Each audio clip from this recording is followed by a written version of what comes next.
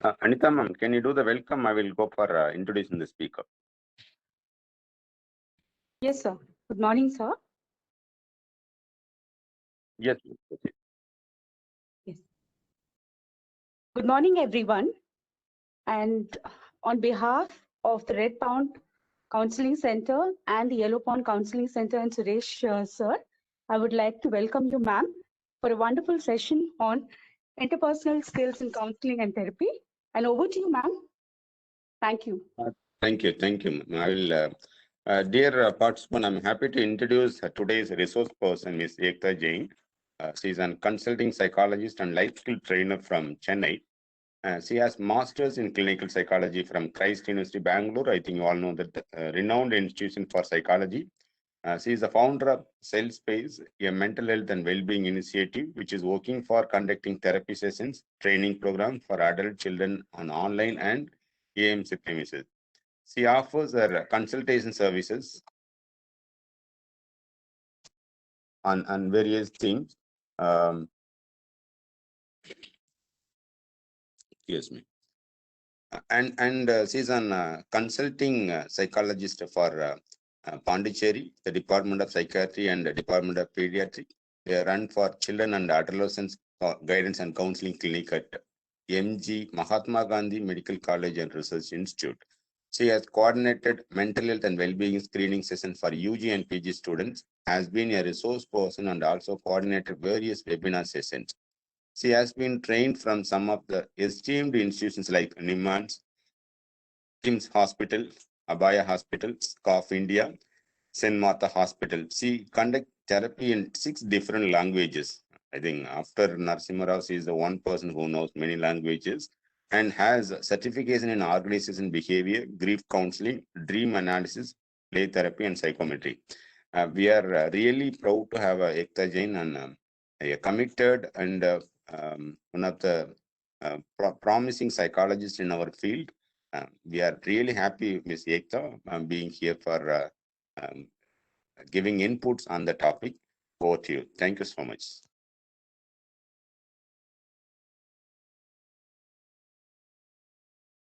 Thank you.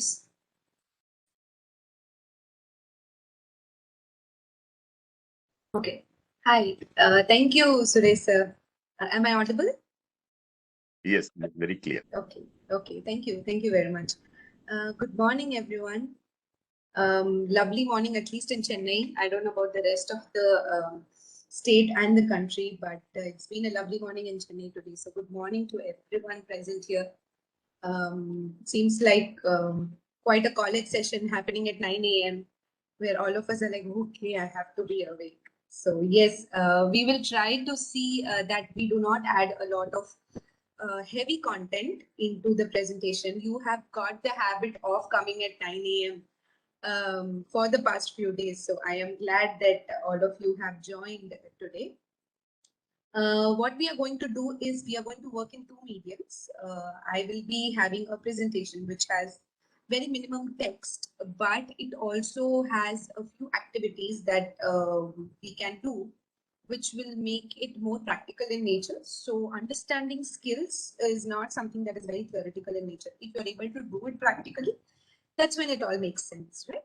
So the 2 mediums that I was speaking about will be that you can unmute yourself at any point in time and you can speak up the answer, or you can share your views. If you are not comfortable with that, you can always put a message on the chat box. We are not too many people in the session, so we are comfortable enough to have it like a group chat. It doesn't have to be like a lecture. It will be more like a chat that we have regarding this topic. Okay.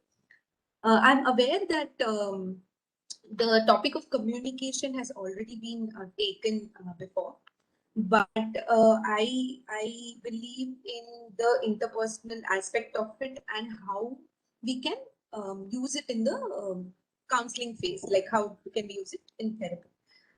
So let's begin. Okay. So before I go ahead, yeah, I'll introduce myself. Sir has already done it, but one thing was left, that I'm also working at Amrit Medical Center in Chennai. It's a Purushwakam. and Amrit Hospital in Saparpet. So these are the two places that I offer my consultation services in Chennai. I've permanently moved to Chennai from Pondicherry. So these are my details. This is the email ID that you can connect with. The rest of the details are given at the end of the presentation. At any point, if I'm too fast or if it's something that you're not able to comprehend, let us be open and you can always ask. So it's easier for us to just chat away. So yeah. Okay, not keeping too long, but some of the things that we have already dealt with in the past presentations, I want to give a new take on some of the points. So we will be going through, these are the contents that we will be going through. First being the introduction, what is interpersonal skills? Something that is very, very common that we use. So there is intrapersonal and there is interpersonal. Intrapersonal is something that is oneself, that you do it, that you have realizations, think about yourself. So that is the intrapersonal part of it. And the interpersonal is basically when you communicate with another person other than you. So these are basic skills that are required to communicate effectively at work or in personal life in individuals and groups. Those with good interpersonal skills are strong verbal and non-verbal communicators. So one cannot live without the other. You can be a great verbal communicator, but if you are not using the non-verbal skills the way they are supposed to, you might not find it entirely pleasing.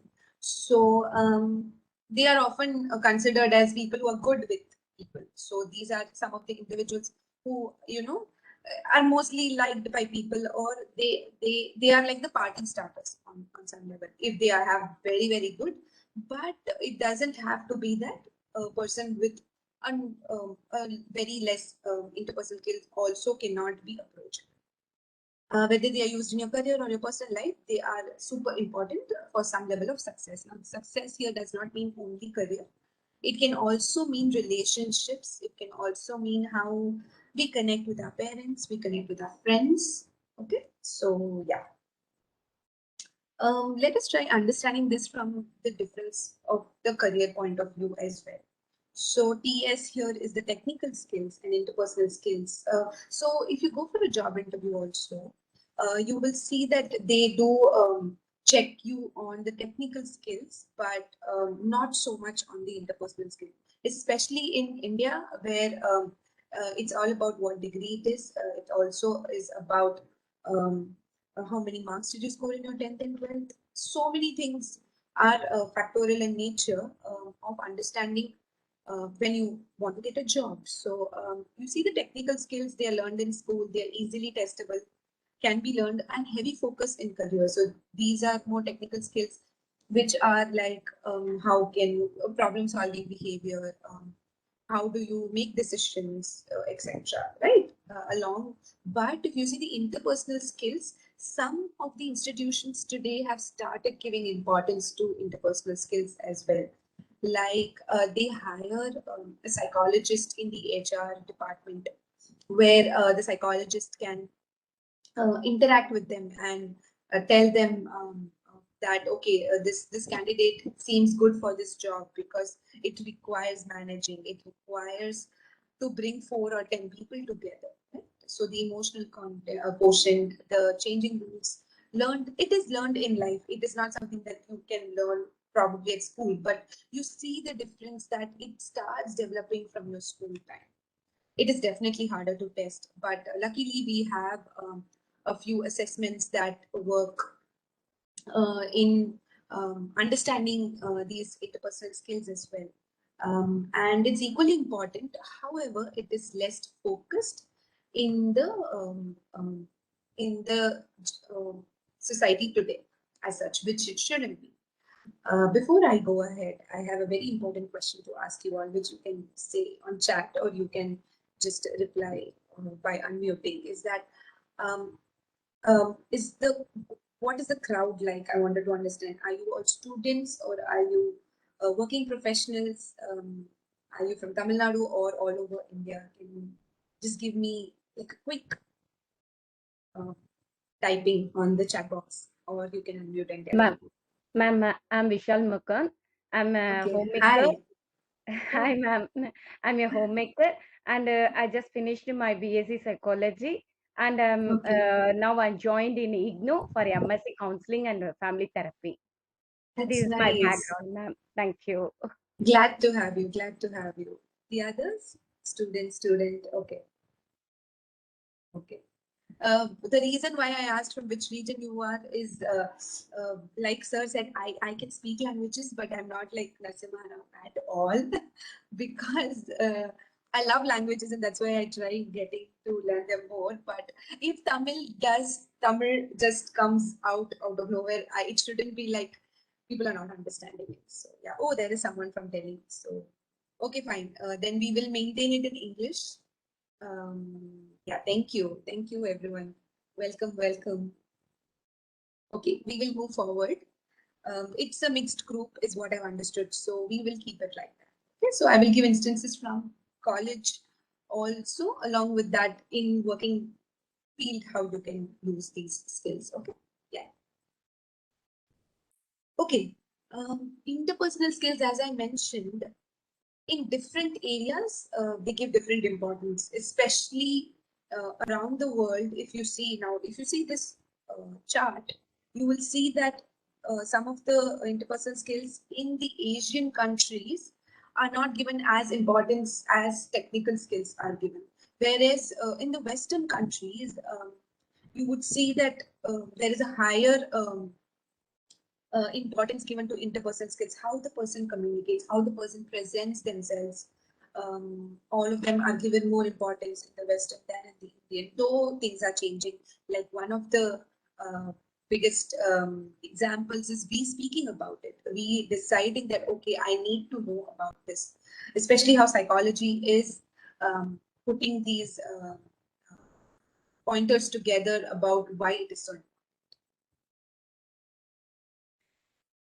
So let's talk about it from a counseling and therapy point of view, since all of you have gathered for this course on counseling for this reason, that to understand the skills that are needed to be a counselor and a therapist. Okay, these are two different things, by the way. If somebody hasn't told you and you are not entirely aware of the topic, please let me know at the end so I can. If we have a little time, I will probably tell you what is the key difference, but we will not go on it at the moment. So as mentioned, the key skill for all counselors is the ability to connect with another person on a human level. You are not working with computers. You are not working with softwares. You're not working with artificial intelligence. You are in fact working with the only natural intelligence, that is human intelligence, of course, with the other beings as well. But human intelligence and human level, you are connecting to another individual who you are being there present online or offline, but you are connecting them with them on a human level. So the most important skill in the interpersonal skills are conversational, like listening, responding, and asking thoughtful questions. Counselor and therapist must be curious and attentive to their clients, inquiring about their backgrounds, views, emotions. Like, it doesn't just go with, okay, just the diagnosis. It is also about the relationship, the therapeutic relationship that you connect and have with your client. They must be able to read body language and know when to continue with the line of questioning or return. So it doesn't matter that you have like 110 questions written and you want to ask the client because it's part of your diagnosis. Of course, it is important, but it is not as important as just letting go of the foundation of the therapeutic relationship. And I'll tell you why I'm stressing on that point. We will be talking about it in a little more detail a little later. So some of the factors that affect interpersonal communication we have seen are how so some socioeconomic status, though nothing of this should matter, and I'm hoping that it doesn't matter ever, but it does exist in the society, and that's why we're talking about it, so we can probably not make it exist anymore. So socioeconomic status, you would see that probably the vice presidents daughter or son, if they have come for therapy, you would see a different energy in the room where they would probably be in very, very intrigued about what's happening in their life and what we can do about it. But the language factors also matters. The setting, if it's not a comfortable space, if it's not private enough in nature, it can also cause discomfort, negative feelings, bias towards the topic or the problem. So some young counselors have issues with talking about LGBTQ, or have differences in their opinion about any other major topics like sexual topics in nature. So these are some of the topics that people do not approach very easily, because that's how the society has built it. But that doesn't mean that they don't learn how to do it. Though it can be religious or not, but it is causing problems in the interpersonal communication because the bias is in our head already. So how even the body language and the non-verbal behavior. So somebody sitting like this and just listening to you is not so approachable. But somebody sitting like this, having a friend forward, you would see that you are also finding it more comfortable to speak to them. Notice when you go to the doctor or you go for a meeting, and you see that body language, you would understand that what is the level of interest that the person has in this conversation, right? Also the condition of the doctor. The doctor here means it can be a psychiatrist, it can be a psychologist, it can also be any other medical field doctor. So I've kept it more general, so if there are people from other field also, they can approach with that. Okay? So many of these factors, actually, even health literacy, how much does the person know about their own health? So when you have to explain about certain disorder, you would see that, okay, fine, I need to go down to the grade 3 level. I have to make you understand, make that person understand like that person is an 8-year-old. Okay, so all that also matters. These are the factors which do not exist, but they do exist. So we need to understand that they are not important because the client is the major influence here. So according to the research, these are the 9 basic interpersonal skills that you need to understand in the counseling and the therapy phase. So I'm sure you would have heard of these terms, or you would have had it in the previous sessions, but we will see them from a different light. So some of them are listening skills, empathy, unconditional positive regard, open questions, self-awareness, which is one of the topics that I stress upon in a lot of my sessions. So we will go ahead and we will see them one by one. Okay. So first is the rapport establishment and empathy. I think it's already been covered, but what we will do is we will watch a video. I hope the audio is better. The audio is anyway very light in that video, but I want you to see the video from a non-judgmental point of view and see why we are talking about it. So it's, I think, a 4-minute video. I will quickly play it, and if you can just make some observation or in your notepad, or you can just think about why you are doing it, because after this we will probably speak about it.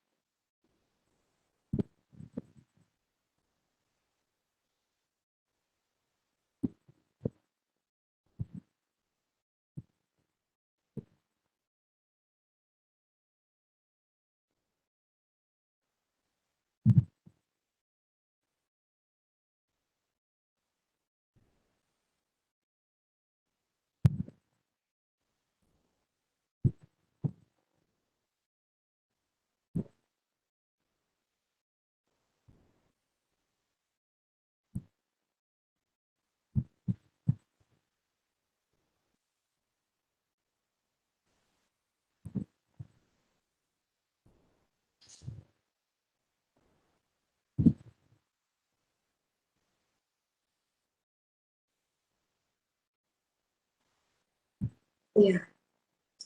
Thank you for patiently watching the video. Let us talk about it for maybe a minute. You can use the chat box or you can speak the audio. So go ahead and say what you felt, what you think, why did we see the video? Why do you think it is important for us to speak about?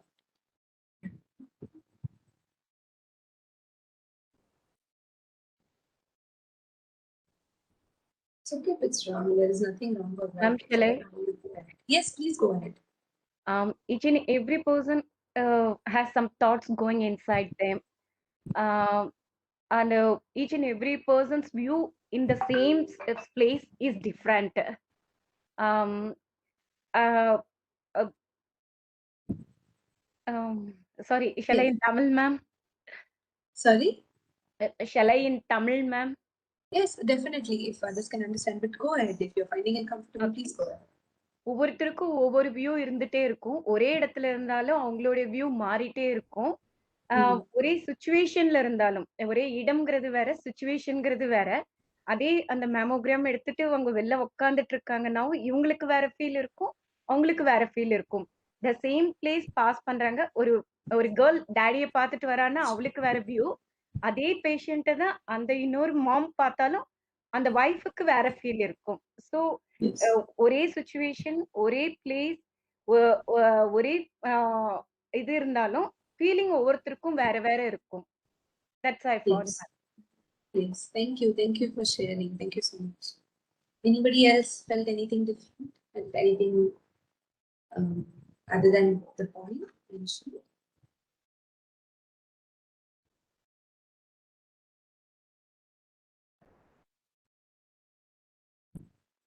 Okay. What we'll do is the reason I showed this video is for this question that I have next, and you can probably enlighten me if you know what's the difference between the two. So, okay, let's talk about empathy versus sympathy. We have always been told that we have to be empathetic towards the patient. We have to understand what they are going through, etc. But there is a good line between a sympathy and empathy. So, can someone tell me what is sympathy? It's not a class. Yeah, come on, all of you can chill and we can have a Ma'am, discussion. once again, I'm Vishal, ma'am. Shall I, ma'am? Yes, please. Ma'am, sympathy, we are feeling about their situation in our view. Empathy, we are feeling their situation in their view. Yes, thank you. Yes, very good point. Okay, tell me something. Let us discuss how we feel sympathy, or how do we express sympathy in different regions and in different languages. So in Tamil, if we have to say that we are sympathetic, what is the one basic word that we use? We'll speak about Hindi also, so please don't. And the others who don't know the language, we can do that as well. Even in Kannada, I'm fine with it. So, what is the word that we use when you have to show sympathy towards an individual? What is the basic word that we use in Tamil? No, ma'am, Anita here. Anita? Yes, Can I Anita. say Yes, something? Anita. I understand. I understand. You'll say, I understand. எனக்கு புரியுது. நீங்க சொல்றது புரியுது. உங்க கஷ்டம் புரியுது. Okay. And do you want me to say it in different languages, ma'am? I'm actually looking for the term that we use when we want to sympathize, because that is not the term that we have to use for empathy at all. Okay. I'm looking for that term. Yes, somebody mentioned pity. Pity is a very interesting term that is used significantly in sympathy. So what is the word for pity in other languages? Side. Yes, correct. Or bichara, like terms like this, like in Hindi, or yeah, so ma'am. these are some of the, yes. In Hindi, sympathy is daya dikhana. Daya dikhana, correct. Empathy is sahanubhuti. Yes. Wow, thank you. amazingly well put words, Lisa. Thank you. I'm not able to find out who's speaking, but whoever it is, great. Thank you all for bringing these important words into our session today. Sympathy is something that you are feeling, very rightly mentioned, from you are still feeling it from yourself, but you are feeling it for that person. Okay, na? But it is more temporary in nature, whereas empathy, it will be something that you are putting yourself in their shoes and you are trying to understand it from a point of view that it is important for me to know what they are doing.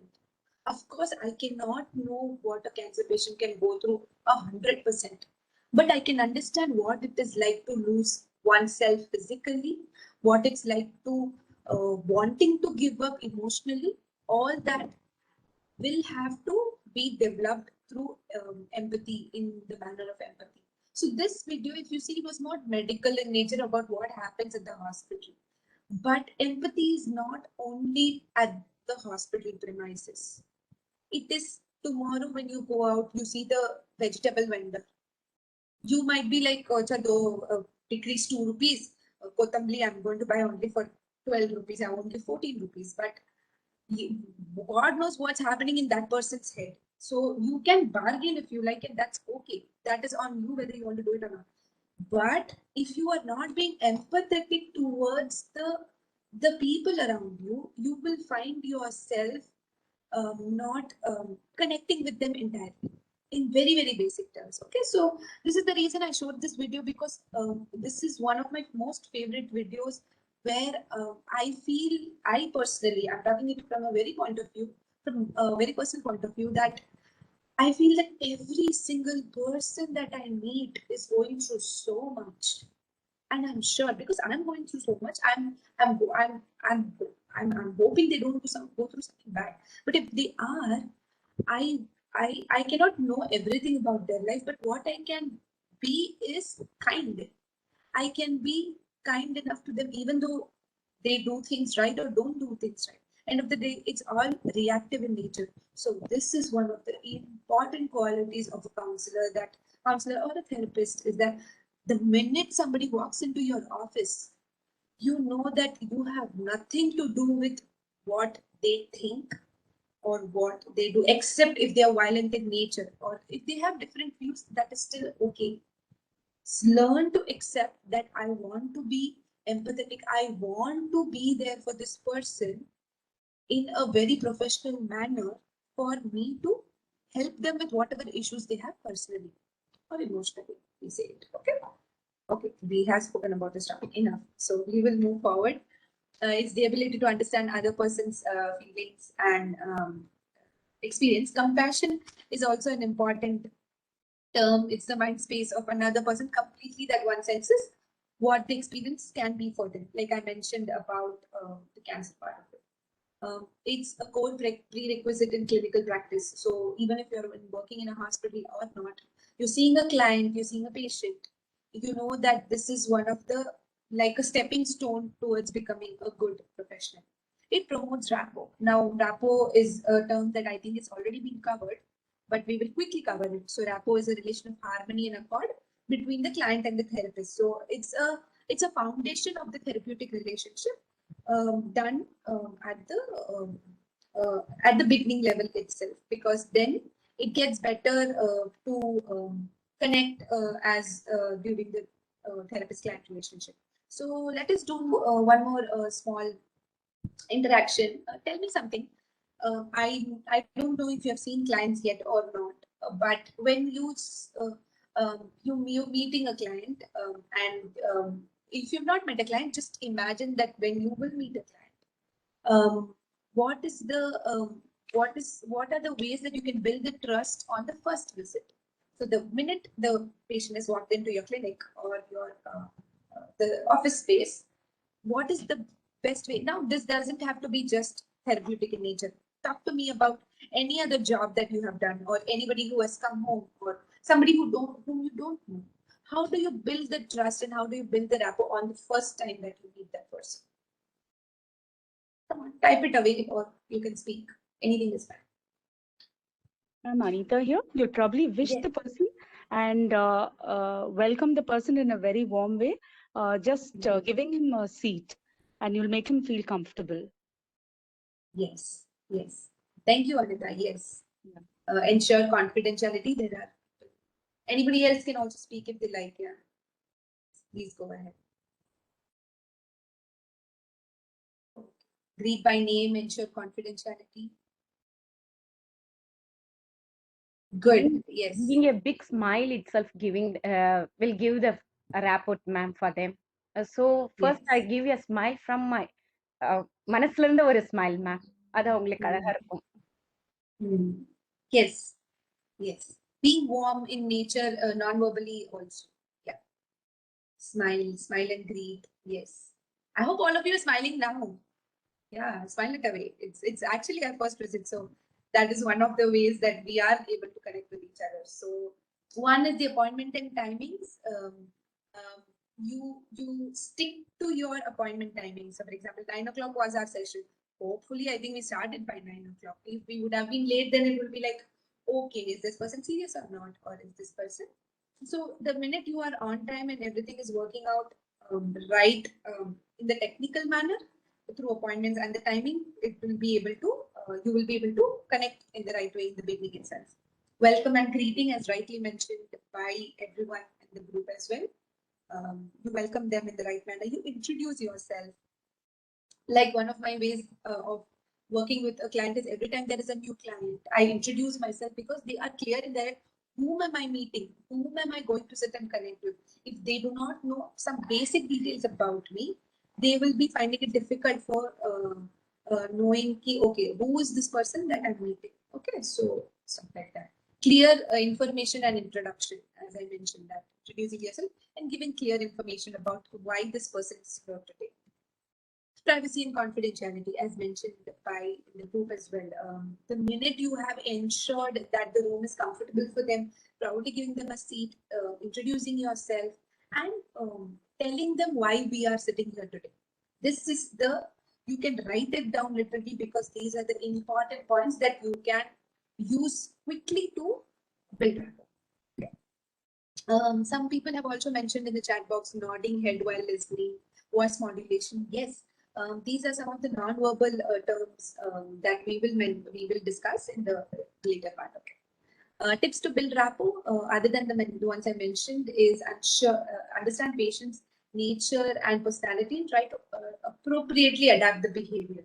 So some of them are not comfortable with a handshake because of a different gender or different sex having a handshake. In certain religions, it's not comfortable for some people, but so you understand their personality and then you adopt to it. Some therapists are very jovial, like, okay, let's do a handshake and give like a pat on the back or something like that, like if it's a kid or something. But you have to understand the patient's nature, what is okay for them and what's not okay for them.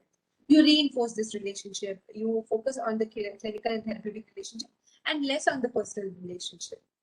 Find similarities in personal and professional areas. So in the beginning, so if, for example, you know a school pretty well and that patient is from the same school, they've gone to the same school, you can probably use this as a great medium to get together and talk about it for like 30 seconds. But you will see that there is an instant click that happens. Like, for example, I do not know where all of you are from now that I know a little bit, but I mentioned that how Chennai has a lovely weather and it just came very spontaneous, but it is something that you might also relate right now if you are in Chennai, such lovely weather or something. So yeah, okay.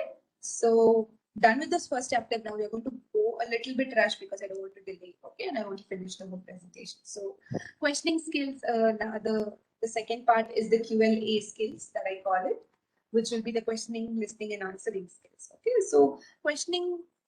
The major reason why you question your client is to facilitate exploration, to understand what is going on, what the issue is.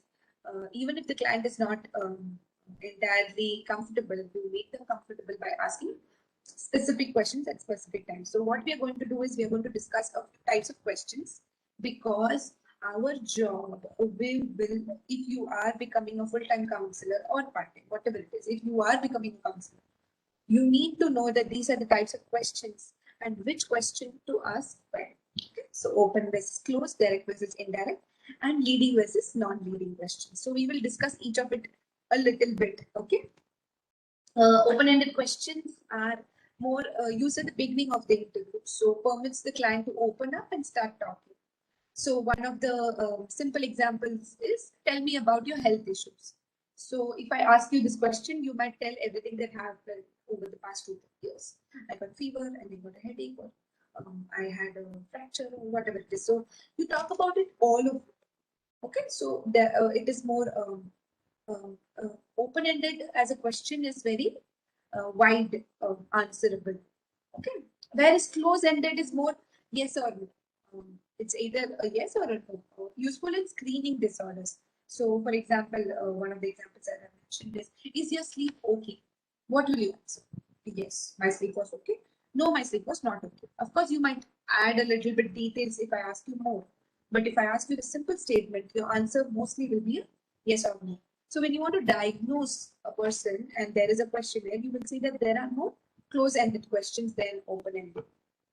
So yeah, listen to it a little carefully, because we are going to do an exercise for the questioning in a couple of minutes. So the 6 type of questions, try to understand them, and if you have any doubts, please ask. Okay. So open and close is very, very basic. This is a yes or no, and that is not a yes.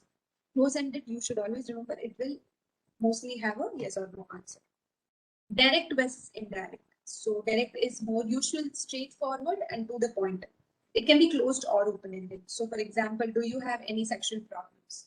So if I ask you this question, okay, and my therapist is asking me directly, if you have a good rapport, go ahead and use direct questions, because you have understood the client's point of view. You have understood what the client can take and cannot take.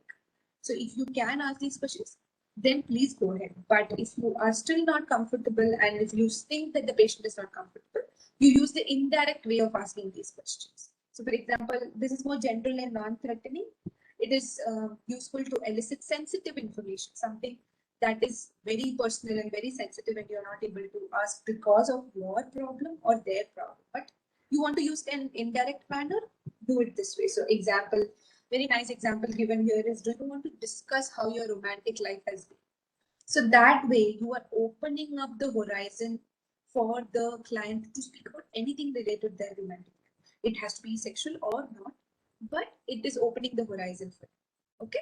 So direct and indirect, open and closed. We are done with 4. We have 2 more. Leading and non-leading. Leading is carefully phrasing to lead the patient to say what is expected to say. So see the example, no, you will understand. Do you want to kill yourself? When will you stop drinking? This is the way that actually our family members speak when they like you will feel that if you are the client, you will feel influenced by that question. You will feel like, okay, fine, maybe I don't want to kill myself. I want to stop drinking because I can't kill myself. That is a leading question. And this is something that can influence the client. Whereas non-leading is more neutral and unbiased. Client will not feel pressurized to give an answer that you are expecting out of them. So one of the ways is, now that your liver is affected, what do you want to propose about your drinking habit? Leaving the ball in their court. Give it to them. Tell them that, okay, fine, this is what I think it is. What do you think we can do about it? So they can probably tell you. Of course, if they don't know what the solution is, you are always there to tell. But you understand it, that you put the ball in their court and it's not leading in any nature. Okay? Chalo. Now what we are going to do is I'm going to give you a question. First, you tell me whether it's which of the type of the question. It's very basic, yeah. It won't be that tough. Don't worry. Okay, please don't worry. It's not an exam. So just chill and try to understand. Try to open your brain. Nice, lovely morning. So open your brain and try to see if you can identify the question. And then what we're going to do is we're going to change the question into the opposite type. For example, if it's open, you close it. If it's closed, you open it. If it's leading, you bring it into non-leading. And if it's Indirect, you go into direct or something like that. Okay, just change it into the other segment that I have given. Okay, it's very simple. So let's go ahead. Are you feeling well today? What Ma'am, type of question this? it is a direct question, ma'am. For Okay. indirect, how you feel today? Okay, what I'll do is since I have made it very specific in nature, what I'll do is I'll give you an option.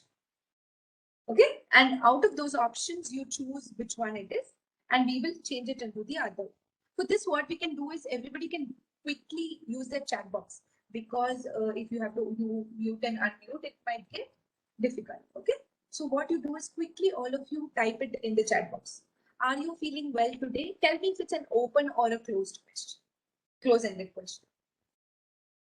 Open or a close-ended.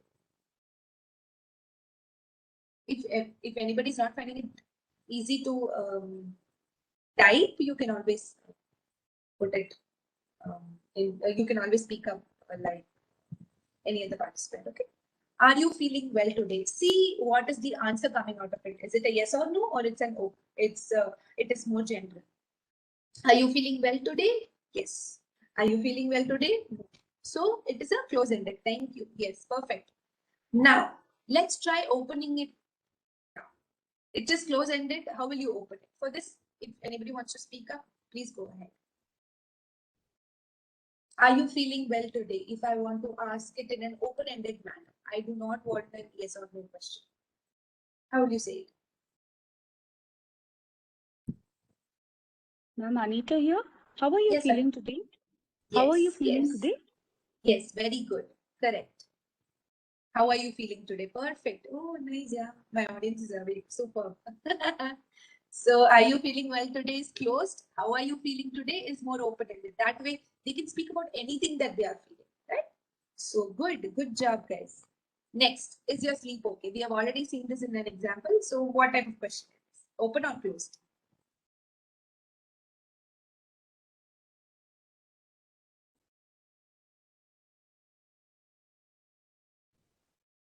Go ahead, type everyone here fast, because we have some more slides and we won't be able to finish it quickly.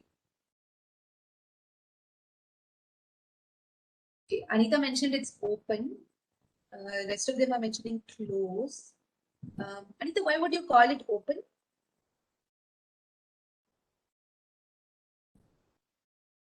It's okay. Yeah. See, if I have to ask you this question, what will the answer be? The person would probably say yes or no. Yes, No. correct. And yes. So Okay. that is close, correct? So that is close-ended. Now let's turn this. This term is close-ended. Tell me how we can change it into an open-ended question. If you want to ask your client about their sleep, what would you ask? Could you just tell me about your sleep? Yes, correct. Something like that on some of those lines. Can you tell me something about your sleep pattern? So that way, you have given the how are your sleep patterns. Very good, perfect. Yes. We will go on to the next statement. Oh, sorry. Do you drink alcohol? Give me a difference between direct and indirect. Close or open is done. So let's go on to direct and indirect. Do you drink alcohol? It's very simple. Yeah. There. Yes, correct. Now, if some people are not comfortable asking whether they drink alcohol or not, but you need to know whether there is anything related to alcohol. Can you tell me how we can change it into an indirect manner?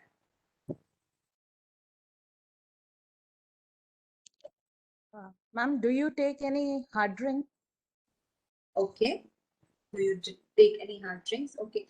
That is still another way you will see that probably instead of alcohol, it's just the change of term, but it will still feel direct to them. Or do you enjoy the company of your friends doing hard drink or something like that? Okay. So what if they're not actually drinking with their friends? And how would I know that? I'm very glad that you're thinking. So all of you Think. Good. I'm very glad. Go ahead. Think that I want to ask this patient whether they're drinking alcohol or not, but I can't ask directly. Do you have any addiction habits? Yes, something on those lines. Very good. So you instead of asking addiction, because some people might take it wrong, what you do is you ask something like this: do you have any specific particular habit that you wish to discuss? Specific habit, drinking habits, or something more general in nature, so they can come up with drinking or smoking or anything on those lines. Okay. Yeah, good. Last one is, don't you think it's high time you get your surgery? Is it leading or non-leading?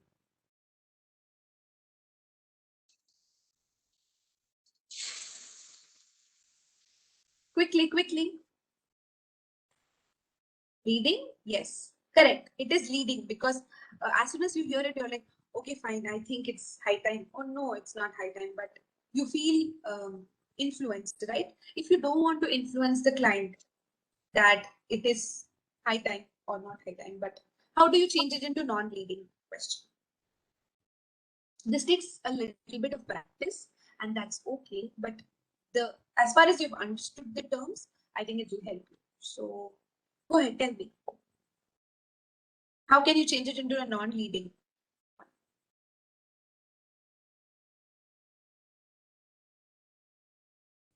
It's okay, just give it a try. Even if it's not perfect, it's fine. What would you wish to do about your condition? Very good. Yes. Exactly what I was looking for. Considering the severity of your symptoms, what do you feel about having a surgery? So you again put it in their code. Let them decide what they want to do about their condition. Of course, you will give your professional expertise on it. Okay, very good. Good job. Give yourself. You have learned something new today. So let's go ahead. Listening skills. One of the most important skills of a counselor is when you listen, active listening, where you have understood what the patient is trying to tell you through words, tone, and gestures. I think this definitely requires effort and concentration. You cannot be thinking about, oh, I'm going to go out with my friend or go out with my husband this evening, so let me think what dress I'm going to wear. No, you can't think about it. That passive listening can't happen where anything else is the client is speaking and you are on another cloud altogether. So it has to be more active in nature. You have to understand, because only when you do, probably you can use the other skills like paraphrasing, like telling them, okay, so I have understood that these problems occur. Can you tell me if there is anything else other than that? So if you have paraphrased, which means you have listened. So use these skills. Non-verbal skills, in the earlier part of the session, somebody mentioned about tone and functionality, etc. So non-verbal, that was more verbal, where you are actually talking and listening, etc. But non-verbal is where you do not have to speak and still are speaking. So voice, tone, body language, posture and gestures, facial expressions, how a person has groomed themselves, the possessions, what kind of notepad are they using, are they arranged in a manner, how does their clinic feel like? All that matters when you are connecting with the client. Okay, so what we are going to do is we are going to watch two videos. Quickly we will watch them, and I want you to see the difference between both the videos. Okay, then we will discuss it for a minute. Let's go ahead.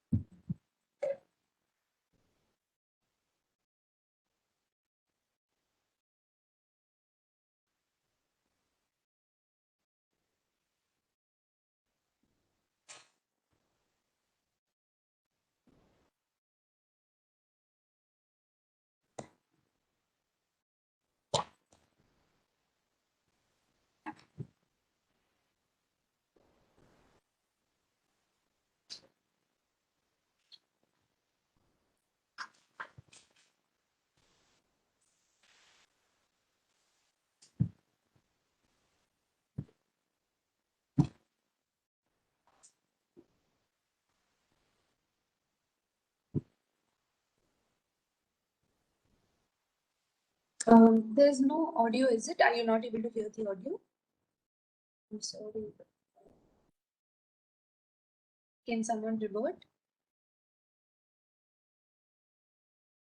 Is it No, not ma'am, no audible? audio in that, ma'am. Oh my God. Okay. It's main about the audio only. Okay. I do not know why the audio is not. Okay. Let me see if I can play it from the laptop. Just a minute. Just give me 1 minute.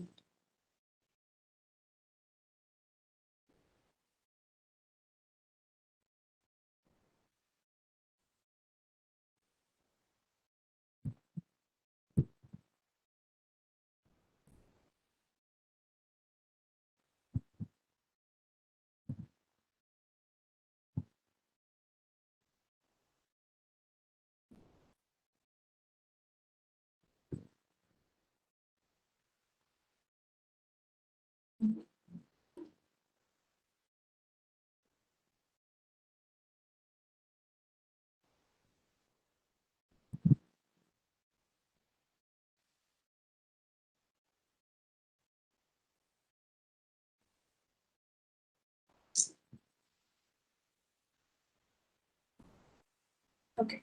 Yeah.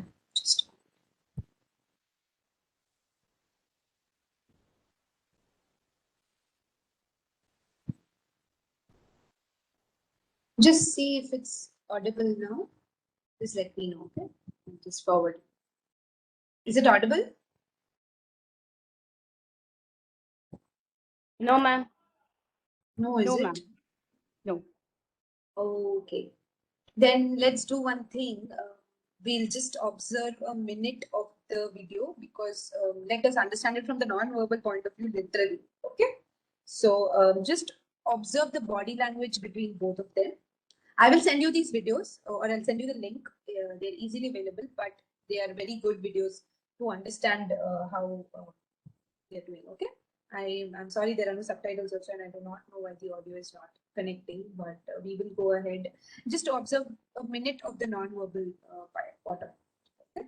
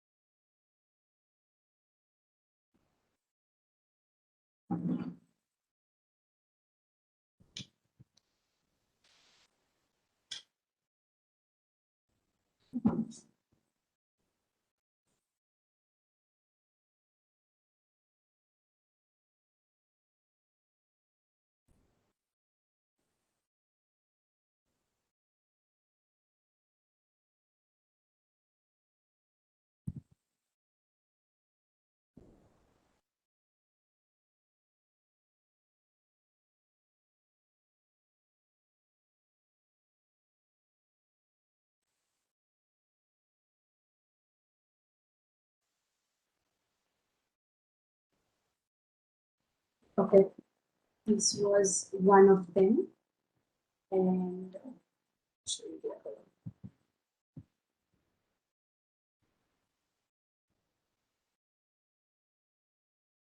Just so sorry for the. I do not know why it's not working, but we just note literally a minute of the same. Okay.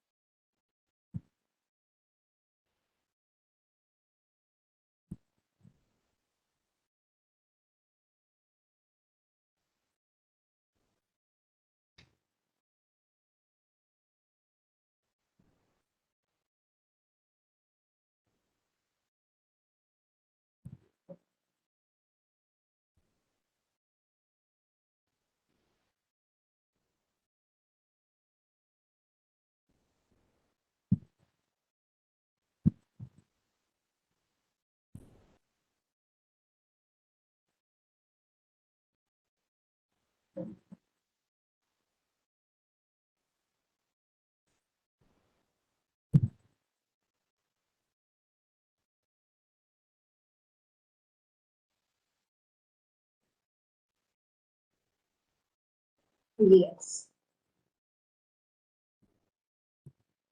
Okay. Yeah. So let us discuss quickly. Let's take a minute. And I have never done it like this. Like I've shown these videos in my classes in the medical school, but it's always been with audio. But literally, we have done it in the way that it's supposed to be done, the non-verbal part of it. So tell me, what did you observe in the first video? Quickly, just give it a type or just say it. Ma'am, Anita Yeah. here. In the first Yes. video, we just observed that there's a patient who's very depressed, anxious, and she wants to Mhm. convey some sort of discomfort which she had to the therapist. And we found that the therapist kept looking at his laptop, which is not right, and she wanted him to actually listen to her. And she wanted to convey something very desperately. And then you had this therapist continue to, he continued to look at the laptop, which I thought there was no eye-to-eye contact at all. And rapport building was not there. She wanted to continue to speak, but then she found that there was no proper response from the therapist. So she had to just walk away after crying. So this is what I Yes. found. I think we just need to have eye-to-eye contact. Your verbal behavior, I mean, your non-verbal, the way you sit also should convey that warmth. You should be warm to the client who comes to you for help.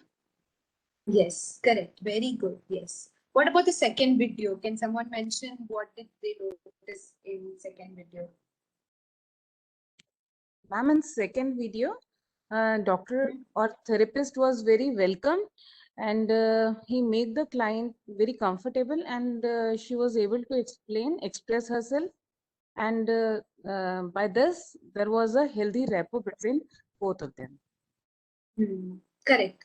So if you see that some basic differences, like I know probably for the counselor, the note taking part is very important, or writing it for diagnosis is very important, but that can all wait. If you're not able to connect with your client, it will all not make sense. It can be the best doctor, you can be the best counselor there is in that area, but if you are not connecting and you do not know how you can be with them non-verbally, you will not be able to achieve the best success in therapy and counseling. Okay, so I'm sure it's been covered, the eye contact, a little bit smile, and if you noticed, he got the call and he started talking about what is the next appointment. I know you couldn't hear it, but this is what he was talking about. But the second time, when she was crying at the exact same time, he gave the tissue, and in their culture it's okay if they can touch the client to give a little this one. In our culture, sometimes some clients are okay with it and some are not okay with it, so you understand the culturally. And if you see, he gave the tissue box and then he said, let the phone ring. In the second video, let the phone ring, let us talk. So you saw that it is not like I've mentioned it in the slide here. What you say, and that is a technical aspect of your therapy counseling, but how you say it matters a lot. Okay. We will go to the final part of it, which is self-awareness. I'm going to take just 2 more minutes and we will be ending the presentation. So awareness and counseling, I'm going to talk about two very important segments in the interpersonal skills, which is transference and countertransference. I do not know if you know about it or not, so we are going to quickly talk about it. Transference is where the client transfers their feelings or behavioral pattern associated with another relationship onto the therapist. So they assume or they bring in relationships from another individual onto the therapist. So how they feel about them, they put it on their therapist. So it does not have to be always negative, but it can be significantly negative if the client fails to realize what is happening. Okay. So what are the kinds of basic kinds of transference? There is maternal transference, paternal transference. So if you see a therapist who is like 55-year-old, you might connect to him paternally if the transference actually works that way, which it shouldn't, because you cannot have that person as your father or your mother figure. The sexual transference, the non-familial transference, having them, thinking of them, hey, this person knows everything about me, this is my friend. So instead of them being your professional therapist, you think of them as a friend that you can tell everything about. But this is a very common phenomenon, but it has to be understood that it doesn't work that. There has to be a boundary of personal and professional entity. Okay. So transference have to be taken care about. Like I can tell this person anything and this person won't react. So sibling transference is an example of that statement. Okay. So these are the kinds of transference, and we will see how to help the client who is actually experiencing transference. Okay.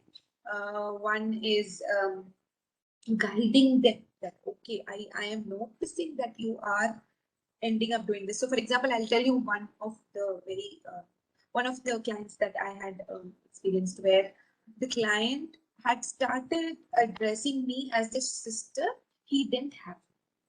So that way he was like, I'm so glad, because he was a alone child. He was a single child. So that person started addressing in terms of, I'm so glad that I have a sister that I can speak to, instead of addressing me as a therapist. And then we noticed it.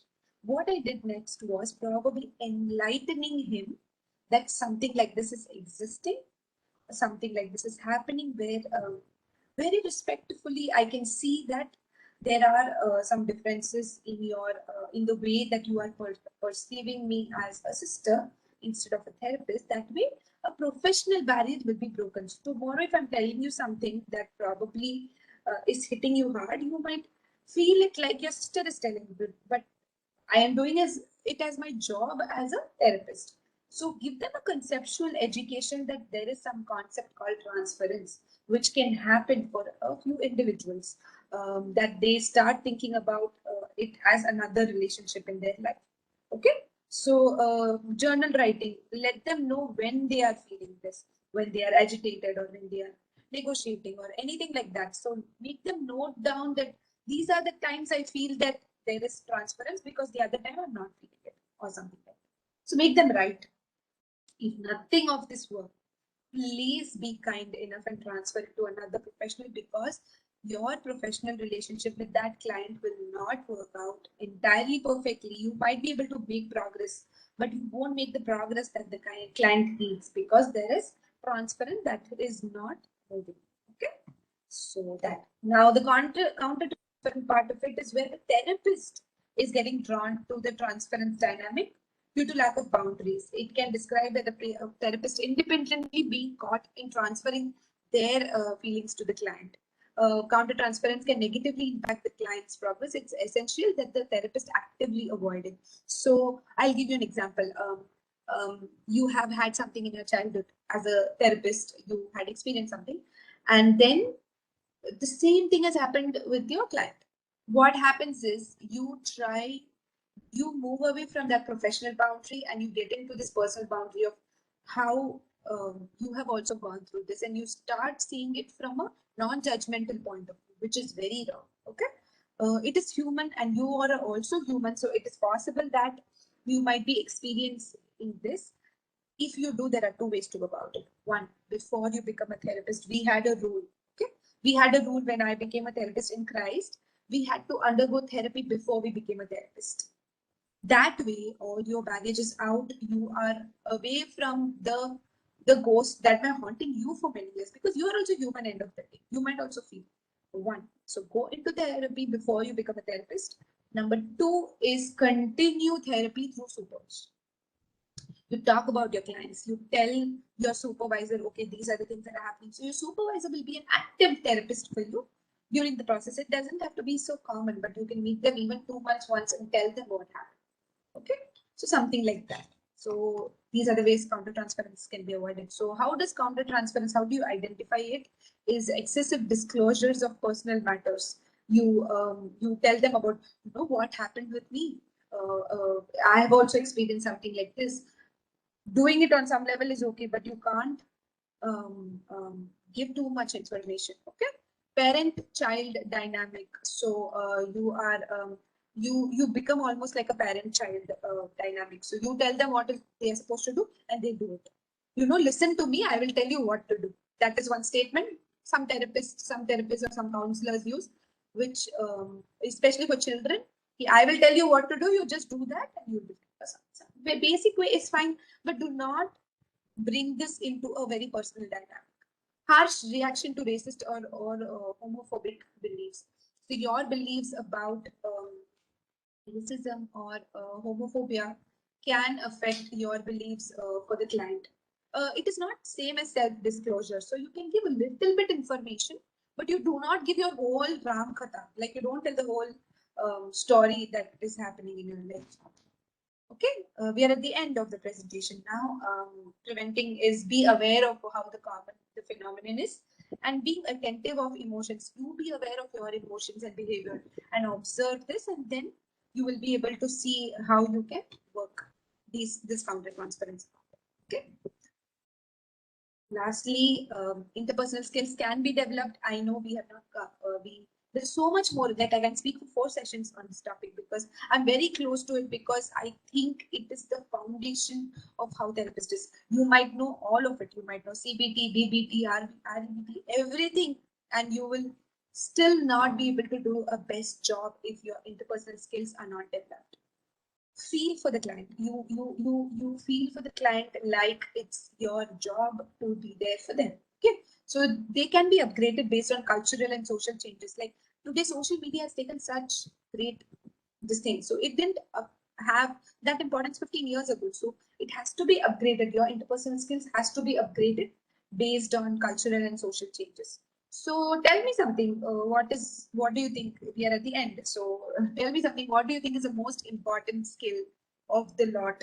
Of course, everything is important, but what do you think is the most important thing that you abide by as a counselor or a therapist? What do you think that this too has to be there no matter what?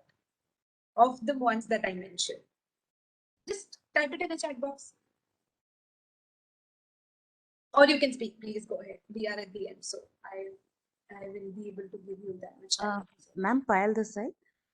Being Yes, a ma'am. counselor, what I feel is before entering your counseling room, a counselor has to means he is not allowed to carry his problems, his worries. Means I mean to say personal problem, personal worries, and when he is entering in a room, so he has to be fully free, fresh, with a smiling face, and he has to ready to take the problems, or you can say the expression part what client is doing, or he is in position to welcome all the clients in a very fresh manner. That's it. Okay. Good. How do we think we can achieve it? Because end of the day, we are human as well. So let us discuss and how do you think we can do it? How do you think, what is the thing that we can say every single day to ourselves, and then we can enter into that room that will help us switch off from that personal life and get into this whole profession of listening to people every single day? What do you think is the best way to go about it? If anybody knows an Ma'am, answer, Anita here. self-awareness. Yes, Ma'am, Anita. I think we just need to be aware of our own, this one, have a control over our own behavior, emotions, and be a little conscious. And if we Yes. do get stuck up in therapy, I think it's always better to go to a supervisor and have a check over your this one, and probably you can modify it later in the sessions that come later. So you just need to be aware of your own self, ma'am, and be very Correct. conscious Yes. about that. Yes. Thank you, Anita and Pai, for sharing.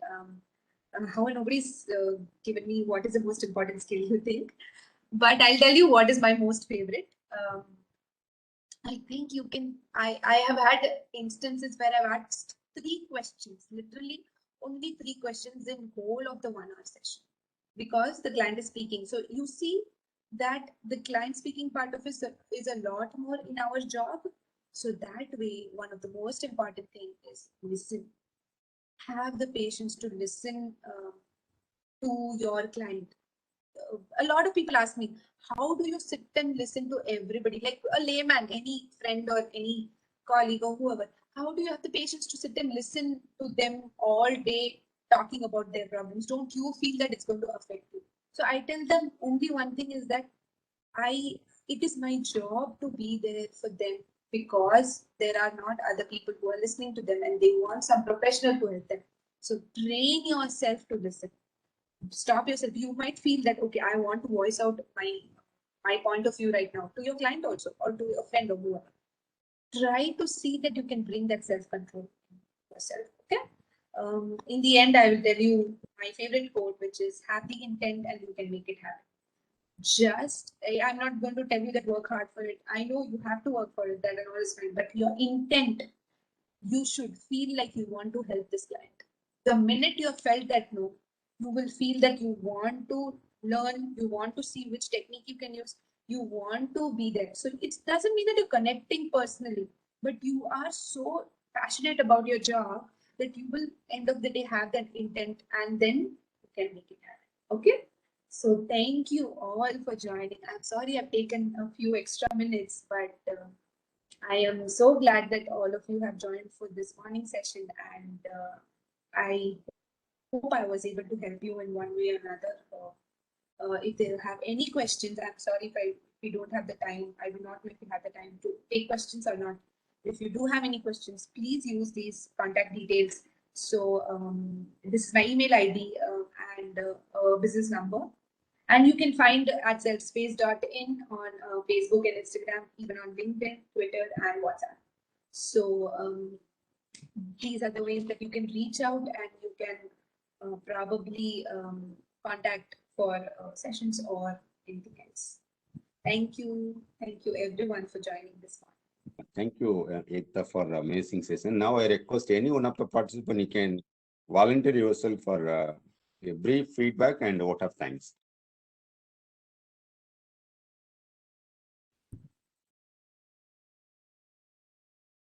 Yes, Abarna, can you do that?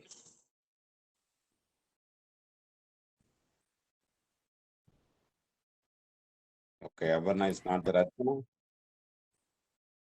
Yes, sir, I'll do it. Yeah, yes, you can go ahead. Thank you, ma'am. Thank you for this wonderful session. We intently came to know how depth interpersonal skills matters in counseling. Thank you for that.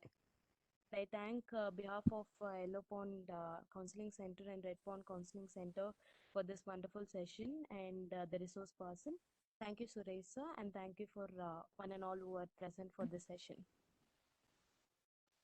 Thank you, Ekta. It is a wonderful session from my side. Please accept our gratitude. And I involve all the participants for any one of the coordination. I think they are doing amazingly. And definitely we'll have more session with Ekta in the coming days on therapeutic techniques. I hope you may aware that we plan to have every month at least 1 or 2 therapeutic techniques as an workshop. There are 130 techniques are there. Those are interested, please let me know. You will be getting concession, those who were joined in our previous programs. For others, you can put a word to others. If you felt that these programs are useful for you and you feel that that can be benefit to other members also, we can pass the message to other members and we will join shortly on the therapeutic techniques with the different resource person. Thank you all. Thank you, Ekta, for the lovely presentation. Thank you. Thank you. Thank you, Suresh. Thank you for inviting me. And thank you all for joining and hope we meet again in another session.